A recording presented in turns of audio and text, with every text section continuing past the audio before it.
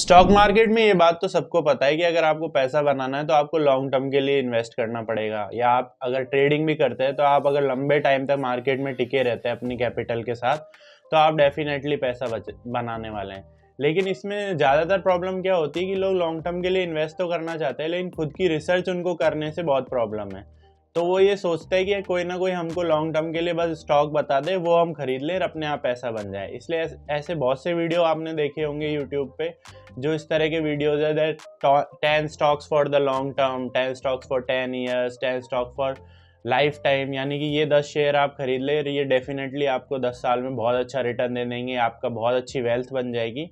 लेकिन इस सिस्टम में बहुत बड़ी प्रॉब्लम्स है, तो वो प्रॉब्लम हम डिस्कस करने वाले हैं और हम ये डिस्कस करेंगे कि फिर एक्चुअल में आपको करना क्या चाहिए। अब देखिए, ज़्यादातर स्टॉक्स जो ऐसे रिकमेंड किए जाते हैं कि ये 10 स्टॉक्स है जिनको आप 10 साल 20 साल के लिए रख सकते हैं, वो कौन से स्टॉक्स होते हैं? ज़्यादातर वो स्टॉक्स होते हैं large cap blue chip companies के, जैसे कि ITC है, रिलायंस है, HUL है, एशियन पेंट्स है, बर्जर पेंट्स है, TCS, इन्फोसिस, इस तरह के शेयर्स होते हैं वो।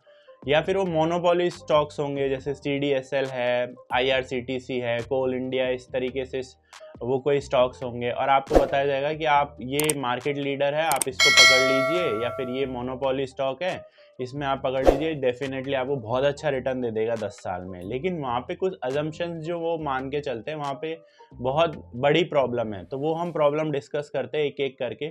तो सबसे पहली प्रॉब्लम उसमें क्या है कि अगर आप देखेंगे पिछले 10 साल में जो इनका रिटर्न है वो आप पाएंगे, और पिछले 1 साल का जो इनका रिटर्न है, तो जैसे एशियन पेंट का पिछले 10 साल का CAGR रिटर्न है 20% का, पर पिछले 1 साल का रिटर्न है सिर्फ 1%। बर्जर पेंट्स का 24% का CAGR है 10 साल का, और पिछले 1 साल का 12% है। रिलायंस का 20% का CAGR रिटर्न है, लेकिन पिछले 1 साल का रिटर्न सिर्फ 2% है।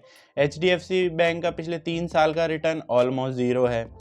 HUL का रिटर्न देखेंगे 16% का CAGR है 10 साल में, लेकिन पिछले 1 साल का जो रिटर्न है वो सिर्फ 1% है। और अगर आप रिलायंस और HUL के केस में देखेंगे तो इनमें ऐसा टाइम भी आया था जब इनके 8-8 साल 10-10 साल बिल्कुल भी रिटर्न नहीं बना था। तो ऐसा क्यों होता है? क्या ये अब नेक्स्ट 10 साल के लिए भी आपको 20% 22% का CAGR देने वाले हैं? तो इसका आंसर है नो, क्योंकि देखिए इसकी सबसे पहली जो अजम्पशन है, अगर 10 साल पहले आप इन सारे स्टॉक्स को देखेंगे तो जनरली आज के ये मिड कैप और स्मॉल कैप के बराबर स्टॉक्स थे, और इनका जो एवरेज पी है किसी का 10 था, किसी का 15, किसी का 20 पी था, और इनकी जो सेल्स ग्रोथ है वो बहुत अच्छी थी। प्रॉफिट ग्रोथ इनकी 30-40% थी, जैसे बजाज फाइनेंस है। इसी वजह से उनका जो रिटर्न है अगले 10 साल का बहुत अच्छा रिटर्न आया। लेकिन धीरे धीरे क्या होता है, जैसे जैसे कंपनी बड़ी होती है, कंपनी ग्रो होती है, तो उसका जो प्रॉफिट ग्रोथ है वो 30% नहीं रहता है, क्योंकि ये पॉसिबल नहीं है। अगर 10 साल तक कोई लार्ज कैप कंपनी का प्रॉफिट ग्रोथ 30% 40% है, इसका ये मतलब है कि वो अपनी इंडस्ट्री से ही बड़ा हो जाएगा, यानी TCS अपने आप में IT इंडस्ट्री से ही बड़ा हो जाएगा, जो कि पॉसिबल ही नहीं है।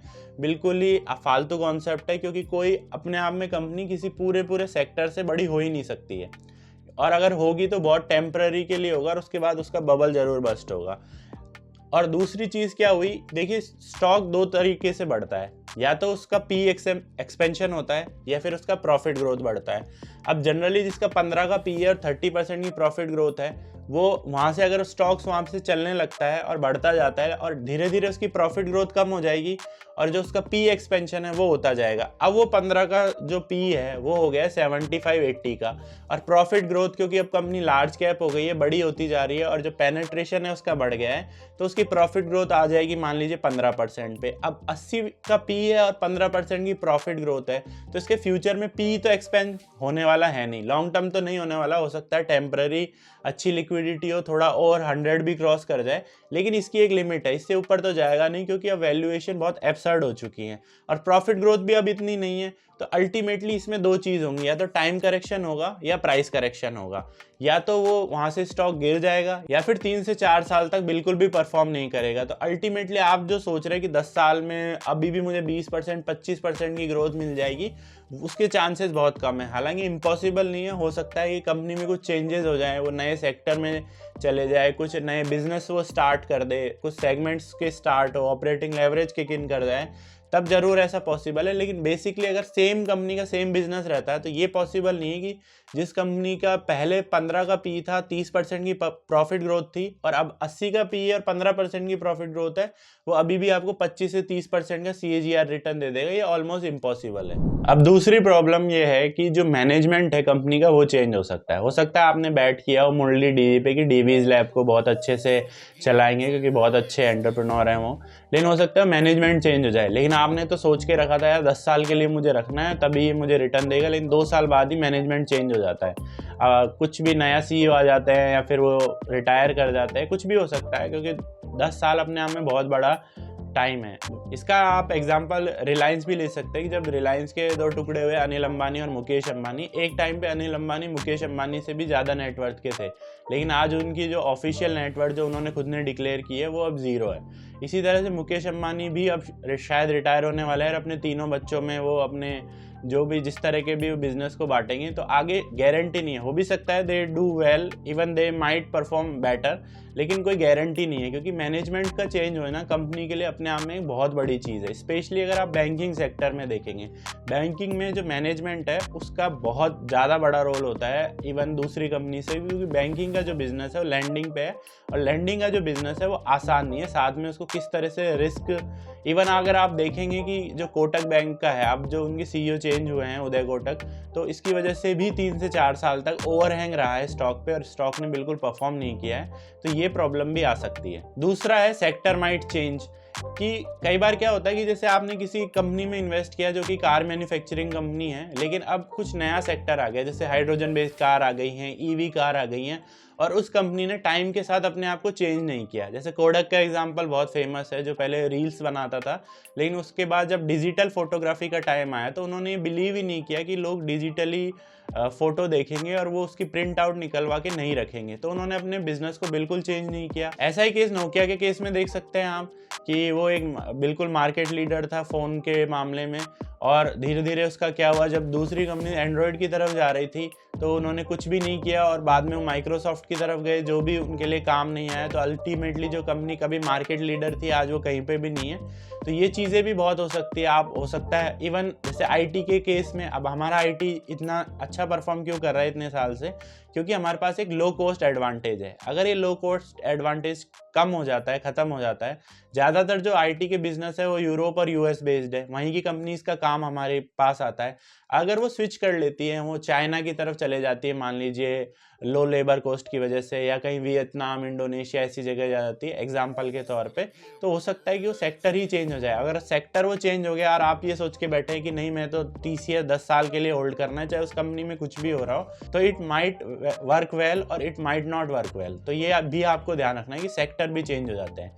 प्लस में अगर आज के टाइम पे अगर आप देखेंगे तो 10 साल सच में एक बहुत बड़ा लॉन्ग टर्म है। अगर आप कॉन कॉल्स भी सुनते हैं कंपनी की, तो मैनेजमेंट अगले 3 से 4 क्वार्टर के लिए गाइडेंस देता है, यानी कि मैनेजमेंट, आप ये तो मान के चलिए कि आपसे ज़्यादा बिजनेस के बारे में मैनेजमेंट को पता होगा, लेकिन अगर वही 3 से 4 क्वार्टर के लिए अपना व्यू दे रहा है और आप 10 साल का व्यू लेके बैठे हैं, तो आपको खुद को सोचना पड़ेगा कि आपको लगातार कंपनी को ट्रैक करना पड़ेगा। हो भी सकता है कोई कंपनी 10 साल, 15, 20 साल भी बहुत अच्छा आपको रिटर्न दे जाए, लेकिन आपको उसके लिए ट्रैक जरूर करना पड़ेगा। ऐसे नहीं है कि बस take the stocks and then sleep and you will wake up after 10 years and you will make a lot of money. No, that's not possible.